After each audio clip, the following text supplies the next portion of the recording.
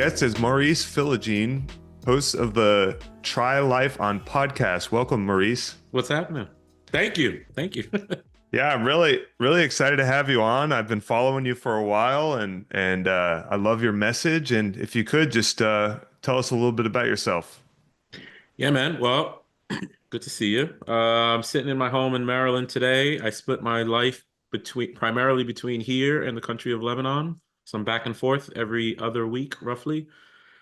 Um, out of the W-2 world, or the traditional work world at this point. I'm 49 years old, 2 kids, born in New York, raised in Boston, uh, Washington, D.C. area based by way of University of Virginia.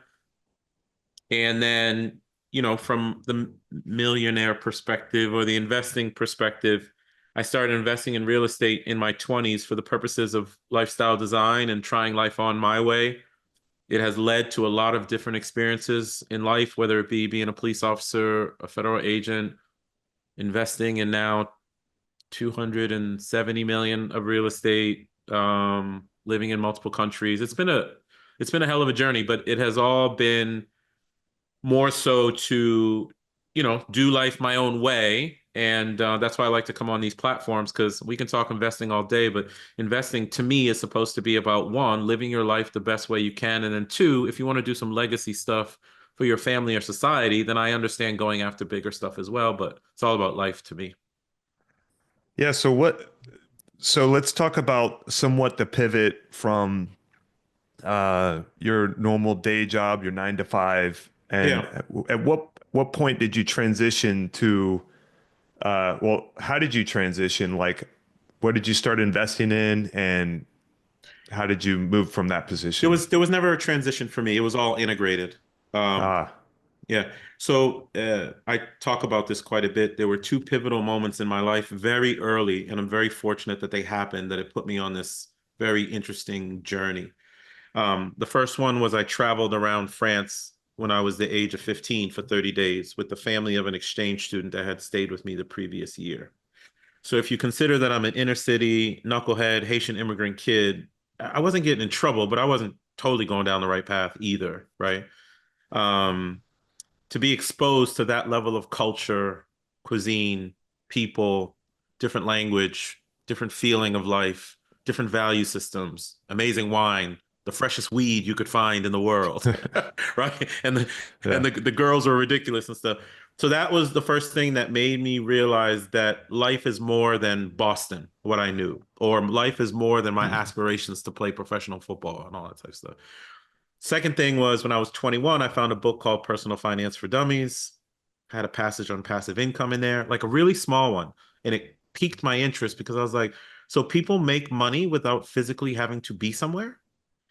Then everything clicked for me at age 21, super early, and said, look, if I can generate passive income, then I can have time. And if I can have time, I can go back to when I was 15 and have those amazing experiences and emotions again. So fast forward, I found real estate very early when I was 25, 26. I started buying single family real estate, particularly condos between the price range of 80 to 150,000. Got myself up to 35 homes. A lot of them appreciated. Thank you, 2000 boom cycle. Instead of taking the equity and buying a car, I took the equity and I paid off the other ones, and then added my paycheck systematically to pay them down over the years. So by And that started in 2000? that started 2002. That Okay, started 2002. perfect. So took me 5 years to kind of come up with this freedom plan, and I did. Bought my first place in 2002. By 2014, I had 18 paid off, generating 13 Beautiful. grand. And it was enough. And then when you have enough money to cover your basic needs, you quickly realize that life is not about money in the first place. And I wanted more growth, so I flipped over to multifamily, mobile home parks, businesses, restaurants, tried to open coffee shops, failed that one miserably, and some other stuff. But that's where the investing came from. It wasn't, man, I want to go make this money. It was because I just wanted to have the ability to live life my way, because I understood that the world is a lot bigger than what I knew. Awesome. So say when you get to those 18 units and you decided to start investing in those company or the other businesses or bigger properties. Hmm. Did you go out and try to buy those on your own, or did you actually start raising capital? Or Yeah, so the genesis is I say I have three real estate lives. My first one was my financial freedom journey, '02 to 2014, what I just described to you. I wasn't learning, so I wasn't learning anything anymore. I was just kind of yeah, pressing repeat on the same thing. It gets boring. So I went to a seminar, multifamily seminar, learned about multifamily. It took me 2 or 3 years to do my first deal. I had to get a mentor to help me mentally. It wasn't the mechanics of it. Um, First deal, I invested passively in someone else's deal. It did well. Then I bought two mobile home parks with a partner. Then I bought a small apartment complex. And then in 2019, 5 years later, I was at a real estate conference in Boston, found my now business partner, Erin. She connected me with my other three business partners. We decided to do a 30 unit deal together in Tennessee. That started the threads of Quattro Capital. And we've done 31 apartment complexes to date. And wow. it's been something. So it wasn't that I wanted to get bigger, it's that I was stagnant. I just wasn't growing. So that's my second real estate life of raising capital, trying to help people achieve financial freedom faster than me. And then now I'm on my third real estate life, which is me buying land in the country of Cyprus, developing it with a partner, not for money, but because I wanted a Mediterranean lifestyle. And that's how I ended up living between the two areas of the world now, East Coast US and Eastern Mediterranean between Lebanon, Cyprus, Turkey, Greece, that area. And what would you say uh your role in when you started the partnerships? Yeah. Like what was your part in that, and how what did you work on? So interestingly, I have I have core partners for Quattro. We are a family operating as a business. That's my crew. I got very fortunate. You know, I had some net worth because of all the single families, and I had some net worth because of my 401k. So I ended up being the sponsor of the first deal, right? So my net worth at the time was more than my partners combined. So I was kind of the senior guy, but in reality, they knew more than me. Yeah. Right? So you symbiotically give to each other, but my role was just someone who was very good at just doing business and course correcting along the way. I had the audacity, had relationships. We did that first deal. We decided to stick together. And over time, my role has diminished, believe it or not. Where I used to be kind of the lead partner, if you will. I'm on a I'm 49 now. I'm not in my building phase anymore. I'm much more in my deleveraging phase. And I have a partner, Chad, who's in his late 30s, maybe, yeah, late 30s. He's still in his building, right? So we got a business coach. We defined all of our roles. And I said, I don't want to be the leader anymore for anything. Because I was a leader in my consulting firm as an executive, senior military officer, two kids. I'm like, I'm done leading things. I just want to be part of the team. And we defined our roles well. So I started taking care of investors in general because I'm a talker and a life-oriented guy.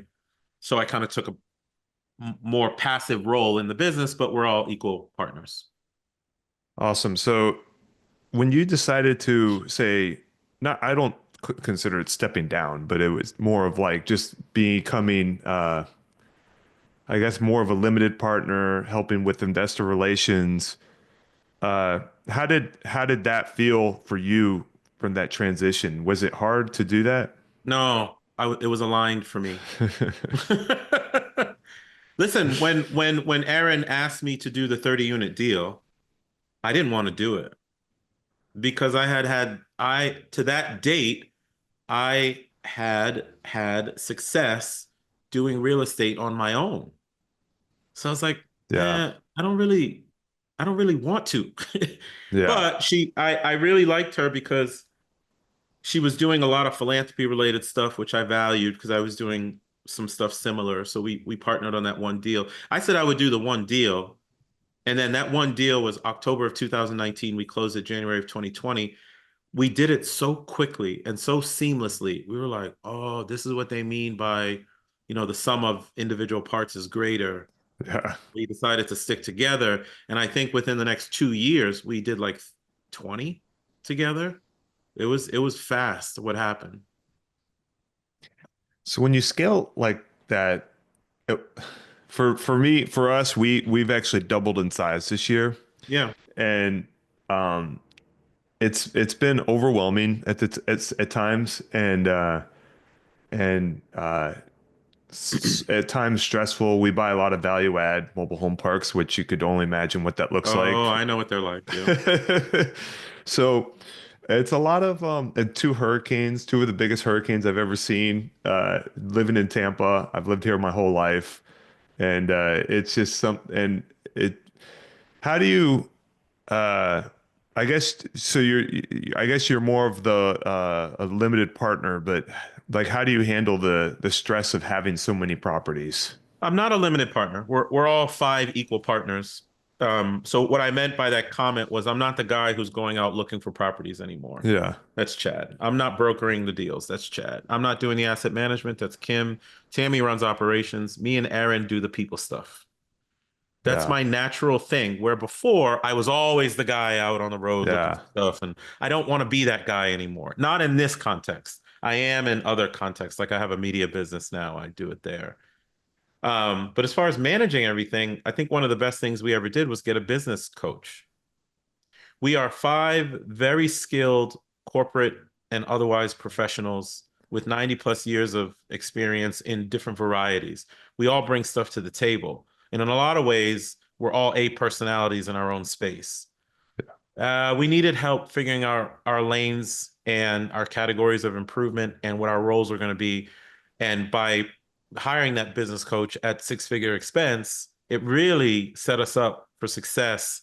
And then we decided to, okay, we got a bunch of IT heads on the team, me, Chad, and Kim.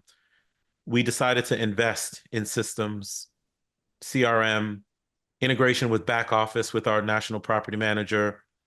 I showed them at the time because I'm very big on virtual business. I showed them at the time how everything that I own was virtual and being run through Slack and WhatsApp and Dropbox and Earth Class Mail. So we digitized the whole business. Like we've worked on the business a lot, not in the business, but on the business a lot to the point where now I'm all over the world and I can do this stuff from anywhere. We meet once a day generally, and we can run our 2,000 apartments that way. Awesome. So there's a few things that came to mind when you were talking about the business coach, and the Yeah. first one is, um, how would you, because everybody's a coach and it's hard to, it's Yeah. hard to find that right person, and Yeah. it's hard to decipher of who is qualified to be a business coach. And like, what were you looking for when you decided to find a business coach, or did it just come to you? We were looking for someone specifically who could, one, manage personalities, two, had done corporate stuff the way that we had done it, but three, had we didn't need his mentorship from a how to do real estate perspective. We knew how to do that. We were specifically looking for someone who was life oriented and could help us figure out how to interact with each other. Like three of my partners are from Tennessee.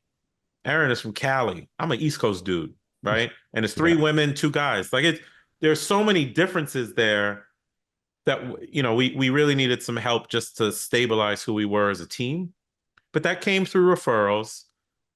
All of us were in some capacity interested in the Tony Robbins network, meaning, date with destiny and learning about yourself and the power of subconscious mind. And so he was someone who was in that network, and it all worked out. But I would tell you, I'm a coach now too, you can only research coaches for so long. Yeah.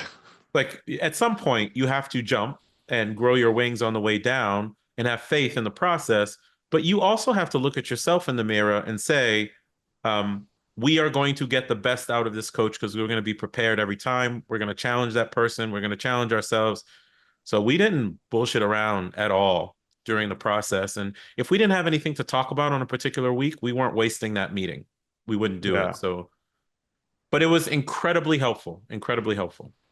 So also with that, you were saying that it was, I think you said six figures to pay for it. How is that to convince everybody to be on board to pay for that?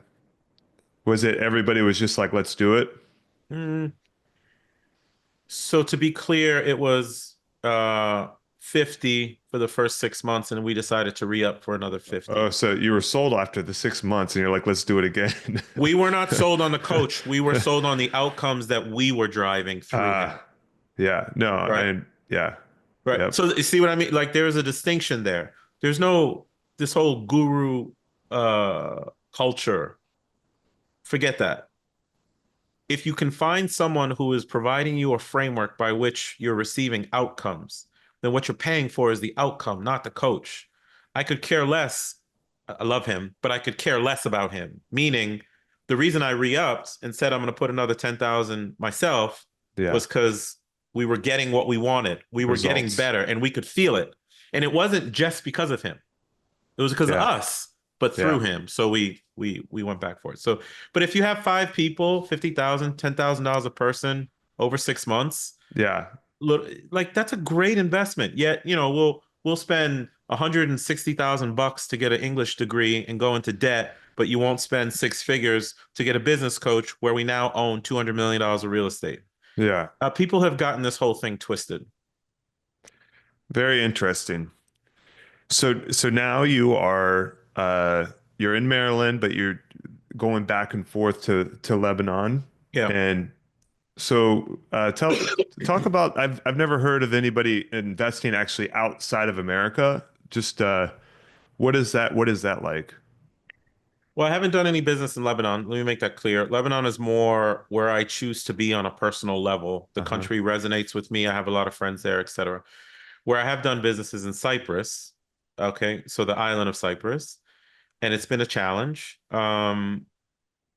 They do British pounds, Turkish lira, euro, depending on what side of the island you're on. Um, and to a T, Cyprus frustrates the hell out of me, just like any island nation would, because it's just a slower pace. Nothing is digitized. Like I remember having to go to the tax office with a bag of cash, you Oh know. man. Yeah, so I'm carrying a duffel bag like mafia to the tax office and stuff. So it can be frustrating from that perspective, but there's a try life on principle in my coaching where I talk about the who, forget about the who. Sorry, find a who, forget about the what.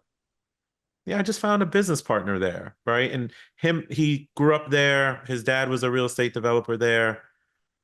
So he knows all the ins and outs, has the contacts. We're on our third deal together. It hasn't been perfect, but again, I told you the reason I did it was not necessarily to make money as much as I wanted to be a credible businessman in the Eastern Mediterranean, right? Like I don't want to be the American dude who shows up and just sits in the restaurant and eats and drinks a beer every day, Mm, right? So I am a credible person in the community now that carries currency for me. It meant yeah. a lot. That's what I mean. Like, it's not everyone's chasing money. No, design your life. Like, use real estate as a tool to create the lifestyle that you want. So I had some money. I used my money, but I also used my real estate knowledge, my ability to build a team. So I hired a lawyer there, a CPA there, made a bunch of contacts there, etc. And my first deal there, I bought $400,000 worth of land. Me and my partner, $400,000 worth of land right on the Mediterranean coast.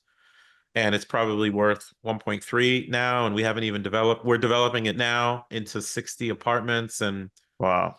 it's great, man. And no, it frustrates me to all end. But that's life. Like I'm Yeah. building my life book. And you can imagine how valuable all those experiences have been to who I've become as a person, right? It's awesome.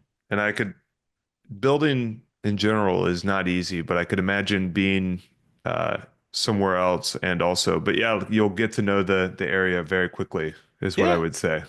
Especially as a business person, you'll get to know it because you're learning it through a different lens, right? Like, I don't paying contractors, dealing with tax issues. I was just on the phone this morning with my lawyer down there. She was yelling about something. Like, all right, I'll be there second week of January. I'm coming. I'm coming. So it's pretty cool. Cool. So let's talk about your podcast. What is the like say what would you say the podcast is about? Yeah. So the podcast is called Try Life On.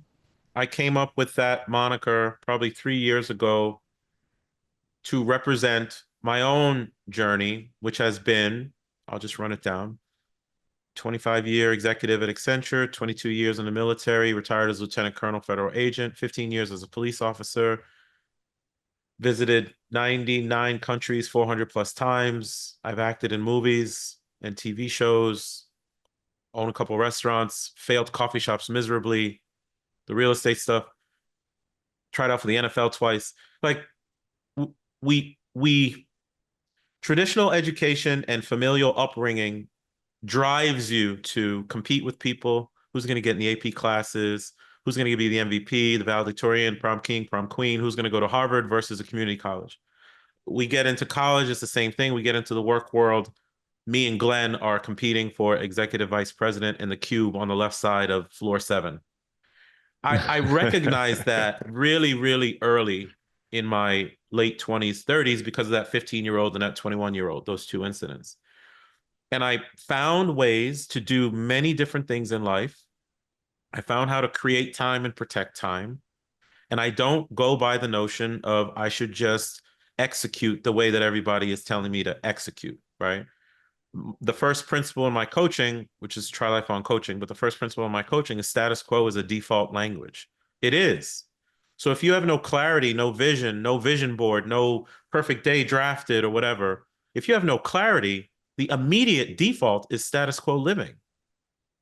I never wanted it. Never wanted it. And for that whole quote unquote life for that whole quote unquote Yeah. life book that I just expressed, Yeah. it's not, Glenn, that I wanted to be everywhere, do everything. It's that I wanted to have different kinds of experiences and emotions, just like that 15-year-old kid had back in the day. And my life book is just getting bigger. And now, what do you mean you live between Maryland and Lebanon? Who does that? Is that possible? You raise an 11-year-old in DC. How do you do that? It's impossible. And I'll say, is it? Have you tried it?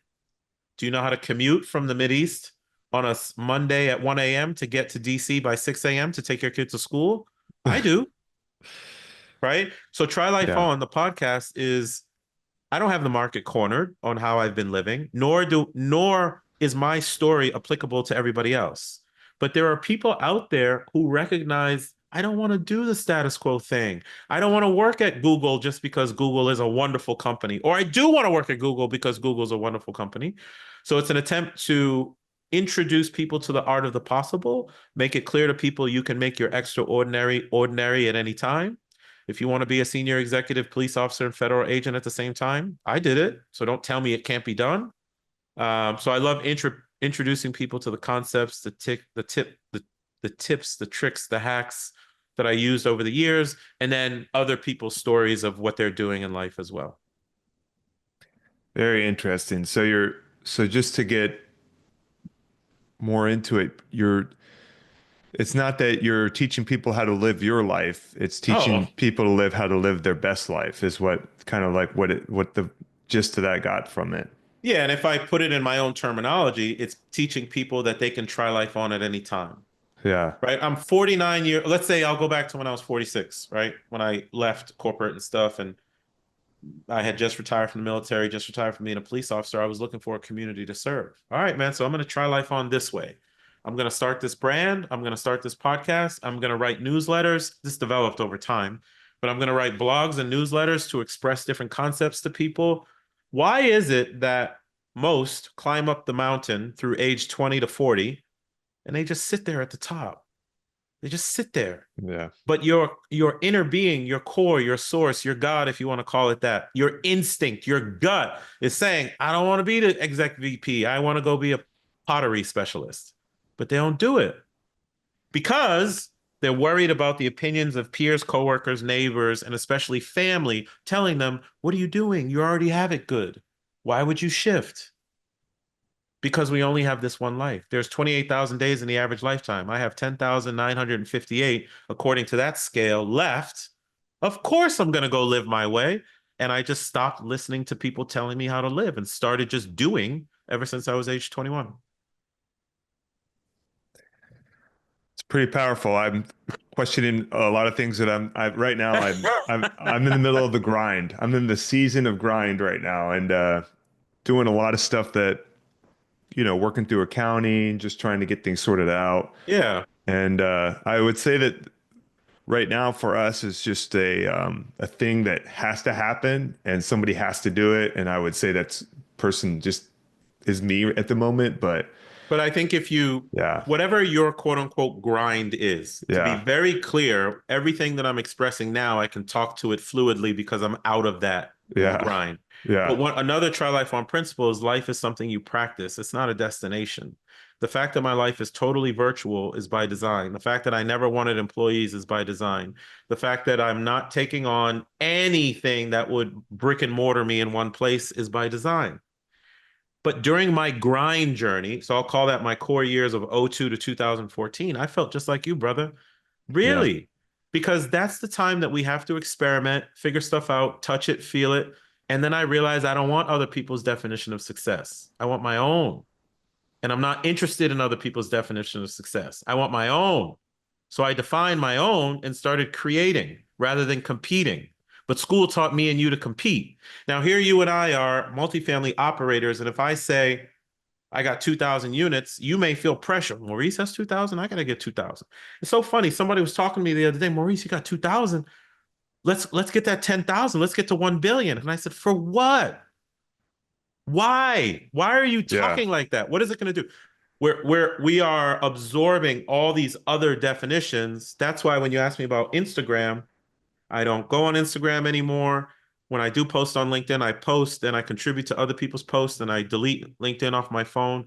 I don't want my brain being filled with other people's version of what I'm supposed to be doing in my life. I like taking input that makes sense for me and then acting on it systematically over and over and over for decades. But we have to be in a place of grinding at some point to kind of yeah. feel the contrast of life because now you know what you do and you don't want, but you don't know it without doing it. Yeah, my vision for me is kind of like getting to the top of the hill. Yeah. It's more along the lines of how do I phase myself out? Not so much of like phase myself out, but kind of like what, who not, the who, what is the same saying is Yeah. just finding the right person for the next job that I'm doing. And Mm-hmm. I think there's some place that I'll be eventually, but and I was thinking about what you were saying about, traveling back and forth, and I could see myself doing something similar, maybe not out of the country, maybe something more locally. So then I would tell you to go practice it now. That is so hard. That's like for me, it's like I can't like because I feel a lot of for me personally, I feel a lot of pressure to do what to execute on what we're doing. And I would say that I've learned a lesson on hiring, finding the right person instead of training up the person. Training up the person causes a lot more brain damage compared to finding the right person for that position. And that's kind of the most recent, in the past 6 months, new thing that I've started, but it's still a building process, of But course. then So you're making my point about why I created Try Life On, the Try Life On podcast and my coaching, right?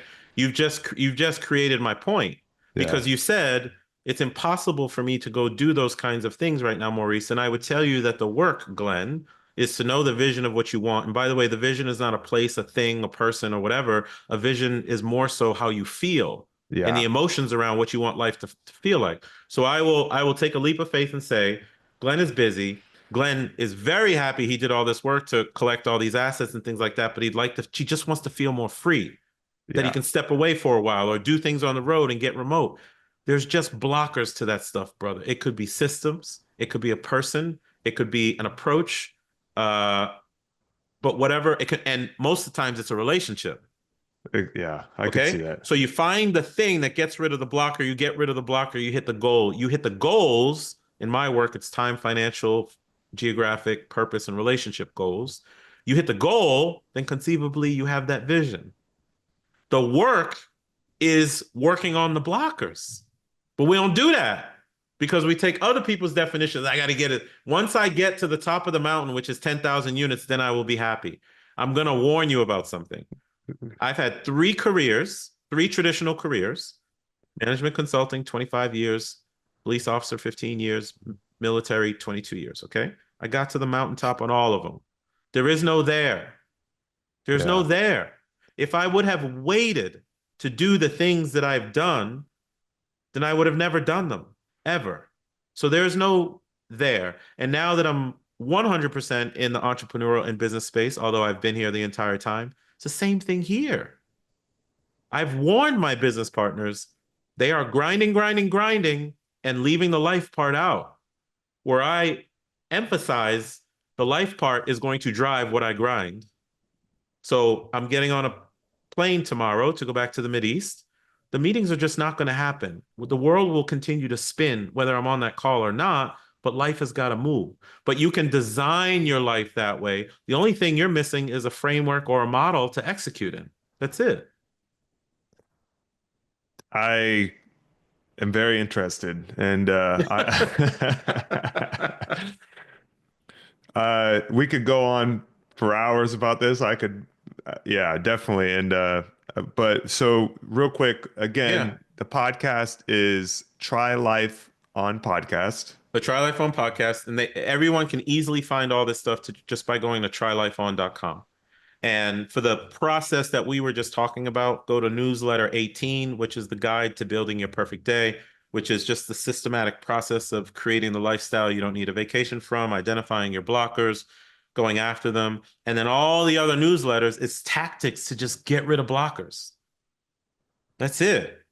So my blocker to being this mobile guy for a long time was I had 900 pieces of mail coming to my house. There was no way I could even leave. So I Yeah, digitized all my mail. yeah, So I don't receive mail at my physical residences anymore. They all come to an online interface. So when I'm on the plane tomorrow or once a month, I look at what mail I've received. And if I need the physical thing, I just have them forward it to wherever I'm at. awesome. Well, thank you so much for being You're on the show. welcome. I feel I, like I, I've I want to ranted. ask more questions, but I know we'll just keep going on, but I Yeah, appreciate you being on the show. my pleasure, man. It's good to be here.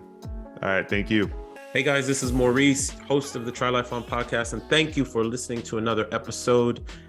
I hope you are finding it useful in helping you design your own lifestyle that you don't need a vacation from. If that's the case, please consider dropping a review for me, whether in Apple, iTunes, or in Spotify. Drop a review, put some stars on it. Give me some feedback on how I can make the podcast better, what information you are looking for. I am doing my best to get information to you on the Try Life On principles, the 5 freedoms, how to build lifestyle, travel hacking, all of it. And I want to do it for you. So please do a review for me. And until next time, my name is Maurice Philogene, and this is the Try Life On podcast. Peace.